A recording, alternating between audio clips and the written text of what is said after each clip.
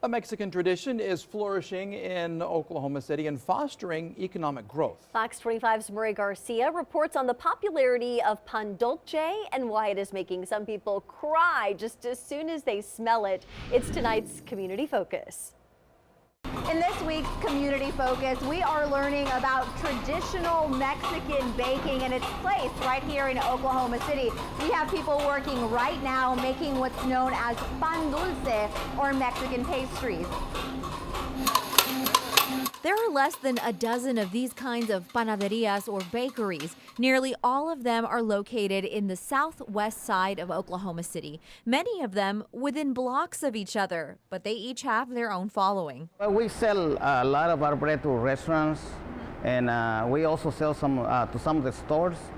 We got people coming from Clinton, from Ada, Post Valley. They come and get our bread. For Ramiro Vasquez, making these traditional Mexican pastries is more than just business. It's about giving people a little bit of their own childhood every time they walk in the door. We see it in the bakery. We got people coming from Tulsa, and they just see that we have the bread that they used to eat when they were little, and some of them, they start crying. Perhaps some of the most well-known pan dulce are the concha and the empanada, but there are many different types, and they are generally inexpensive.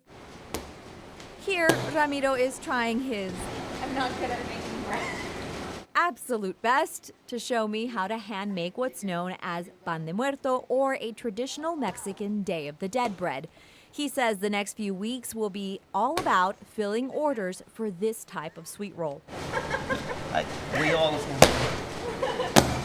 Pan dulce is heavily influenced by French pastries, so if you decide to give it a try by heading into the city's southwest side, you may have to go by what looks good to you and point to what you'd like, since many of the individual pieces often have their own Spanish names. So I may have a hairnet and an apron, but what I did learn today is that I'm not very good at making bread. However, La Oaxaqueña is, and they've been around as a bakery for about 20 years, allowing people to have a little piece of home. Maria Garcia, Fox 25 News.